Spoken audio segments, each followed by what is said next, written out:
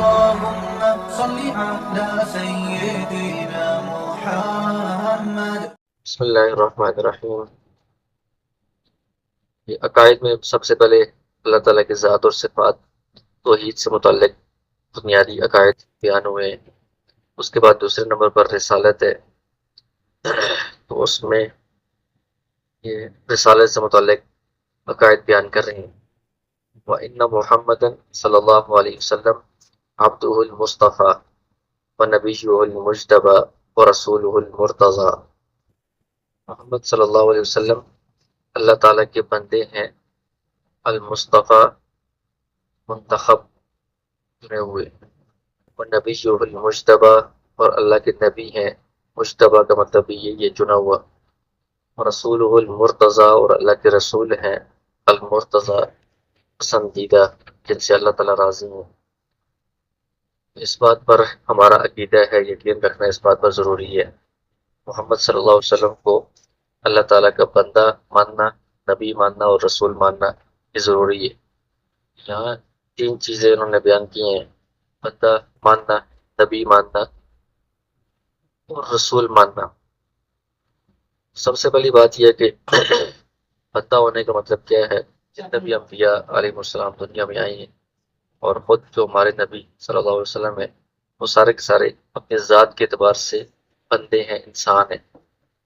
اس طرح سارے انسان حضرت آدم علیہ السلام کی اولاد میں سے ہیں. اپنی ذات کے اعتبار سے سارے انبیاء کرام آدم علیہ السلام کی اولاد میں سے ہیں اور وہ انسان ہیں.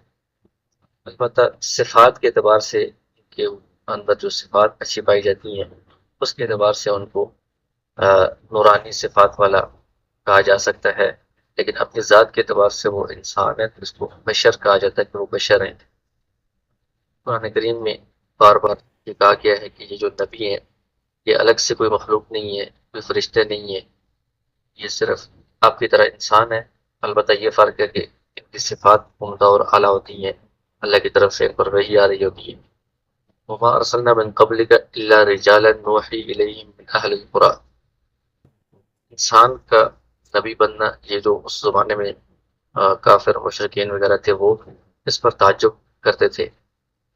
اس پر کہا گیا کہ تعجب کی بات نہیں ہے، آپ سے پہلے بھی جتنے نبی ہم نے بھیجے ہیں رجالا، وہ عام مرد ہوتے تھے، من اہل القری عام علاقے والوں میں سے انسانوں کی طرح انسان ہوتے تھے. نوحی الیہم عاموں کی طرف وحی کرتے تھے. تو نبی جتنے بھی تھے سارے انسان ہوتے ہیں، بشر ہوتے ہیں. اور خود آپ کو کہاں سے کہہ دیجیے قل انما انا بشر مثلکم، کہ میں ہماری طرح کا بشر ہوں، انسان ہوں. یوحیٰ الیہ، صرف میری طرف وحی کی جاتی ہے. یہی جگہ پر قرآن میں آیا ہے. تو اللہ کے نبی کو بشر ماننا، انسان ماننا ضروری ہے. اگر کوئی یہ عقیدہ رکھے کہ نبی جو ہے وہ انسان نہیں تھے، انسانوں سے الگ کوئی مخلوق تھے، تو یہ عقیدہ ٹھیک نہیں ہے، غلط ہے. اسی طرح نبی کو یہ کہنا کہ وہ نور تھی اپنی ذات کے اعتبار سے، جس طرح فرشتے جو ہیں وہ نور سے بنے ہوئے ہیں، نورانی مخلوق ہیں. تو نبی کو فرشتوں میں سے شمار کرنا، انسانوں میں سے شمار نہ کرنا، یہ بھی غلط عقیدہ ہے، قرآن و حدیث کے صریح خلاف ہے، ٹھیک نہیں ہے.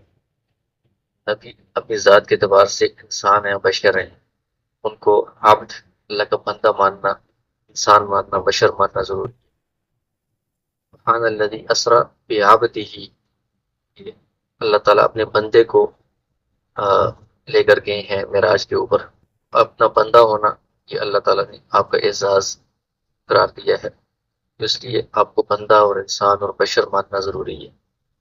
اور صفات کے اعتبار سے کہہ سکتے ہیں کہ آپ کے اندر صفات ایسی پائی جاتی ہیں جیسے نورانی صفات ہوتی ہیں، نور والی صفات ہوتی ہیں، عمدہ اخلاق اور لوگوں کو ہدایت کی طرف رہنمائی کرنا، روشنی کی طرف، کفر کے اندھیریوں سے نکال کر روشنی کی طرف لانا، یہ صفات ہیں. اس وجہ سے صفات کے اعتبار سے آپ کو نور بعض اوقات قرآن کے الفاظ میں یا حدیث میں کہا گیا ہے، لیکن اپنی ذات کے اعتبار سے سارے انبیاء بشر ہیں، انسان ہیں، ان کو انسان ماننا ہی ضروری ہوتا ہے. اس لیے یہاں پر انہوں نے یہ کہا ہے کہ عبد المصطفیٰ، ان کو اللہ کے بندے، ان کو ماننا ضروری ہے، انسان بشر المصطفیٰ. لیکن عام انسان کی طرح نہیں تھے.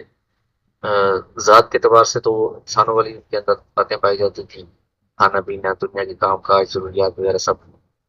لیکن المصطفیٰ وہ اللہ کے منتخب بندے تھے، ان کے اندر خاص صفات پائی جاتی تھی. نبی المجتبہ، اور پھر ان کو نبی ماننا، اللہ کا نبی ماننا ضروری ہے، یہ بھی عقائد میں سے ہے۔ نبی کی تعریف یہ ہوتی ہے کہ ایسا انسان جس کو اللہ کی طرف سے انسانوں کی ہدایت کے لیے بھیجا گیا ہو، اور وہ معصوم عن الخطا ہو، غلطیوں سے، گناہوں سے، ہر قسم کے گناہ سے پاک ہو، مفروض الاتباع ہو، اس کی اتباع کرنا فرض ہو اپنے زمانے میں۔ ایک تو مبعوث من اللہ ہوتا ہے نبی، اللہ کی طرف سے اس کو بھیجا گیا ہے، یہ نبوت کا جو اعزاز ہے یہ اللہ کی طرف سے ملتا ہے۔ یہ ایک وحی ہوتا ہے اللہ کی طرف سے جس کو ہبا کیا گیا ہے، کسب نہیں ہوتا کہ اپنے اختیار سے کوئی بندہ اعمال کر کے، یہ دعا کر کے اپنے آپ کو نبی بنوا لے، اس طرح نہیں ہو سکتا۔ یہ نبی جتنے بھی ہوتے ہیں وہ اللہ کی طرف سے ان کو یہ وحی، وراثت ملتی ہے، نبوت ملتی ہے، اور وہ سارے معصوم عن الخطا ہوتے ہیں، صغیرہ کبیرہ ہر قسم کے گناہ سے وہ معصوم ہوتے ہیں، اور ان کی اتباع کرنا ضروری ہوتا ہے۔ جس قوم کے لیے وہ نبی بن کر آئے ہیں وہ ساری قوم کے لیے ضروری ہے کہ وہ ان کی اتباع کریں۔ یہ بات ہمیں اپنے نبی صلی اللہ علیہ وسلم کے بارے میں ماننا ضروری ہے کہ وہ اللہ کی طرف سے بھیجے گئے تھے، اور خطا سے، صغیرہ کبیرہ ہر قسم کے گناہ سے وہ معصوم تھے، پاک تھے، اور مفروض الاتباع، ان کی اتباع کرنا ضروری ہے۔ اور پہلے جو انبیاء تھے وہ تو ایک خاص وقت کے لیے ہوتے تھے، ان کی اتباع اس وقت تک ضروری ہوتی تھی، ایک خاص قوم کے لیے، لیکن ہمارے نبی صلی اللہ علیہ وسلم ہر زمانے کے لیے، ابھی قیامت تک کے لیے، اور ہر علاقے کے لیے، ہر قوم کے لیے، سب کے لیے ان کی اتباع کرنا ضروری ہے، یہ بات ماننا ضروری ہے۔ اور رسول المجتبیٰ، نبی بھی ان کا ماننا ضروری ہے اور رسول بھی ماننا ضروری ہے۔ نبی اور رسول میں تھوڑا سا باریک فرق ہے۔ نبی عام ہے، جتنے بھی اللہ کی طرف سے نبوت جن کو عطا کی گئی ہے وہ سارے انبیاء نبی ہیں۔ رسول اسے کہتے ہیں کہ جسے نبوت بھی ادا کی گئی ہے اور ساتھ ساتھ اس کو نئی شریعت عطا کی گئی ہو، اس سے پہلے والی جو شریعت ہے وہ منسوخ ہو گئی، احکام، ان کو نئے احکام دیے گئے، نئی شریعت دی گئی ہے۔ وہ رسول کم ہوتے ہیں، مطلب خاص خاص، باقی جو نبی ہوتے ہیں وہ پچھلے نبی کی شریعت کو یہ آگے نافذ کر رہے ہوتے ہیں، اسی کی دعوت دے رہے ہوتے ہیں۔ نبی عام ہے، سارے کے سارے انبیاء جو ہے نا وہ نبی ہی ہیں، آدم علیہ السلام سے لے کر آخر تک۔ رسول خاص ہیں، ان میں سے کچھ تھے جن کو نئی شریعت دی گئی ہے۔ احادیث میں، بعض حدیث میں کچھ تعداد بیان کی گئی ہے کہ نبی جو ہیں وہ 1,24,000 کے قریب ہیں، اور رسول جو ہیں وہ 313 تھے تقریباً۔ تو اس میں پھر حضرت موسیٰ علیہ السلام رسول ہیں، ان کو نئی شریعت دی گئی تھی، تورات کتاب دی گئی تھی۔ عیسیٰ علیہ السلام رسول ہیں، ان کو انجیل کتاب دی گئی، شریعت کی۔ ابراہیم علیہ السلام رسول تھے، ان کی الگ سے کوئی کتاب تو نہیں تھی لیکن شریعت ان کو نہیں دی گئی تھی، ملت ابراہیمی جسے ہم کہتے ہیں، قرآن میں بھی اس کا ذکر ہے۔ اور مختلف انبیاء تھے۔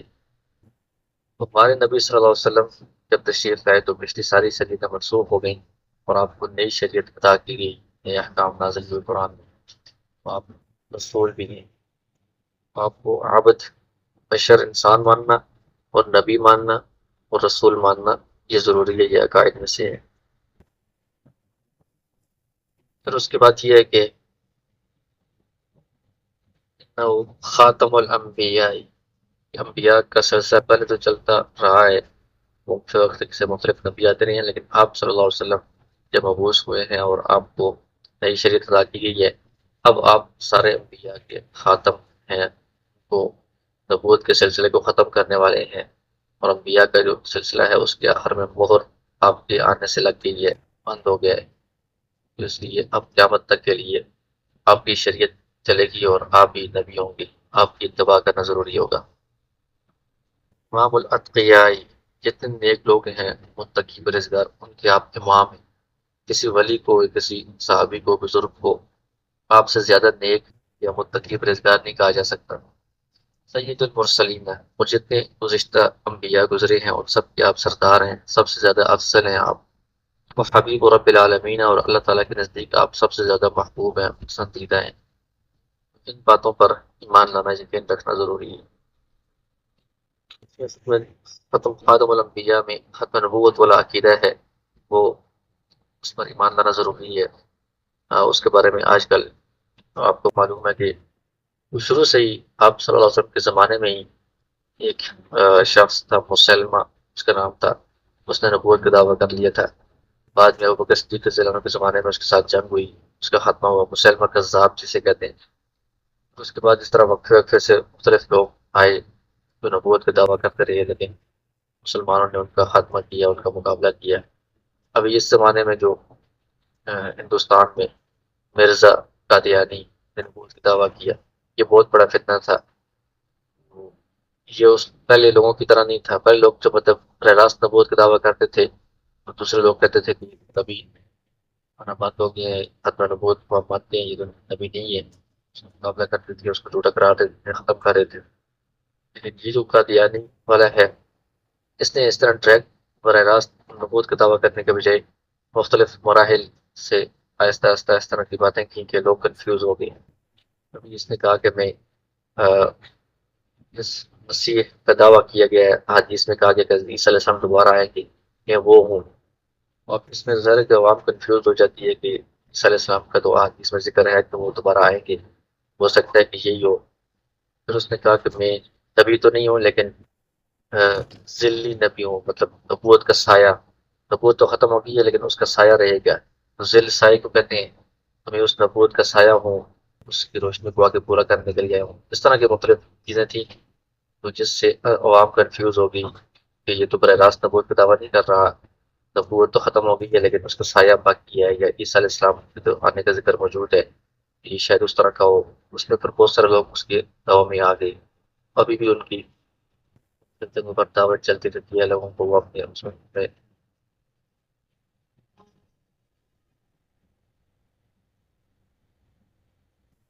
ملاتے ہیں۔ معلوم سمجھنے کی ضرورت ہے، دوسرے لوگوں کو بھی سمجھانے کی ضرورت ہے۔ آگے اسی کے متعلق کہتے ہیں وَكُلُّ دَعْوَةٍ نُبُوَّةٍ بَعْدَ نُبُوَّتِهِ فَغَيْرٌ وَهَوًى۔ آپ صلی اللہ علیہ وسلم کے آخری نبی نبوت کا خاتمہ ہو گیا ہے۔ آپ کے بعد کوئی بندہ اگر نبوت کا دعویٰ کرتا ہے تو خواہش پرستی ہے، مطلب وہ اپنی خواہش کی بنیاد پر کوئی دنیاوی مفاد کی وجہ سے کر رہا ہے، اور یہ گمراہی ہے، اللہ کی طرف سے بات پر کوئی محفوظ نہیں ہوگا۔ وَكُلُّ دَعْوَةٍ نُبُوَّةٍ بَعْدَ نُبُوَّتِهِ فَغَيٌّ وَهَوًى۔ آپ کی نبوت کا وہ آخری، جب آپ آخری نبی ہیں، اس کے بعد نبوت کا دروازہ بند ہو گیا ہے، اس لیے آپ کے بعد ہر قسم کا جو دعویٰ ہے نبوت کا وہ گمراہی ہے اور خواہش پرستی ہے۔ تب کوئی بھی اگر نبوت کا دعویٰ کرتا ہے تو وہ گمراہی ہے، باطل ہے، اور وہ اپنی خواہش کے لیے، دنیاوی مفاد کے لیے، کسی لالچ کے لیے وہ اس طرح کر رہا ہے، حقیقت میں وہ اللہ کی طرف سے مبعوث نہیں ہے۔ اس میں کوئی دعوت نبوت ہی مطلب ہے کہ ہر دعویٰ اور ہر قسم کا کوئی بندہ اگر براہ راست نبوت کا دعویٰ کر رہا ہے تو وہ بھی غلط ہے۔ کوئی اگر براہ راست نہیں کر رہا ہے لیکن طبی لفظوں میں یا تعمیل وغیرہ کر کے دعویٰ کرتا ہے، جیسے مرزا قادیانی کے بارے میں ذلی نبیوں یعنی نبوت کا سایہ ہوں، یہ بھی ایک قسم کا نبوت کا دعویٰ ہے، یہ بھی غلط دعویٰ ہے کہ میں مسیح موعود ہوں، یعنی حضرت عیسیٰ علیہ السلام جو آئیں گے، جن کا احادیث میں وعدہ کیا گیا ہے، کوئی بھی ہوں، یہ بھی اس کا دعویٰ باطل ہے، غلط ہے۔ حضرت عیسیٰ علیہ السلام کے آنے کا وعدہ تو ہے، لیکن اس کی خاص نشانیاں اور حالات بھی بیان کیے گئے ہیں۔ امام مہدی علیہ السلام جتنے بھی ہوں گے، آپ نے سارے مسلمانوں کے ساتھ ہوں گے، اس وقت آسمان سے عیسیٰ علیہ السلام نازل ہوں گے دمشق میں ایک مینار کے اوپر عصر کی نماز کے ٹائم میں، ان خاص حالات کے موقع پر جب عیسیٰ علیہ السلام نازل ہو گیا آسمان سے، تو ہم اس کو مانیں گے، اس پر یقین رکھیں گے۔ ویسے کوئی بندہ جو عام انسان ہے، جو اس طرح یہاں پر پیدا ہوا ہے، بڑا ہوا ہے، وہ اگر اس طرح دعویٰ کرے گا تو یہ اس کے دعوے میں کوئی سچائی نہیں کرتی۔ وہ مبعوث الی عامۃ الجن، اور آپ صلی اللہ علیہ وسلم کے بارے میں جو عقائد ہے اس میں سے ایک دن یہ کہ آپ ساری کی ساری کائنات کے لیے مبعوث ہیں، بھیجے گئے ہیں۔ سارے جنات کے بھی آپ نبی ہیں، جنات کی طرف بھی آپ کو بھیجا گیا ہے، آپ پر جو بڑا ساری مخلوق جو انسان ہے ہم سب کی طرف آپ کو بھیجا گیا ہے۔ پہلے انبیاء کی نبوت ہوتی تھی، وہ ایک خاص وقت کے لیے، کے بعد انبیاء کسی قوم کے لیے، کسی علاقے کے لیے آتے تھے۔ آپ صلی اللہ علیہ وسلم کی نبوت ہے وہ ساری کی ساری انسانوں اور جنوں، ساری مخلوقات کے لیے، سارے علاقوں کو اور سارے زبانوں قیامت تک کے لیے۔ تو آپ کو بھیجا گیا ہے بالحق، حق کے ساتھ. آپ جو دین اور شریعت لے کر آئے ہیں یہ حق ہے، اس کے خلاف باطل ہے. والہدا وبالنور والضیاء، اور آپ ہدایت اور روشنی لے کر آئے ہیں، اور اس کے علاوہ باقی جو چیزیں ہیں اس دین کے علاوہ باقی چیزیں گمراہی ہیں اور تاریکی ہے. اس لیے اب قیامت تک ہر زمانے میں ہر علاقے بھی ہر قوم کے لیے ضروری ہے کہ وہ آپ کی وہ نبی مانے، آپ ان کی اتباع کریں.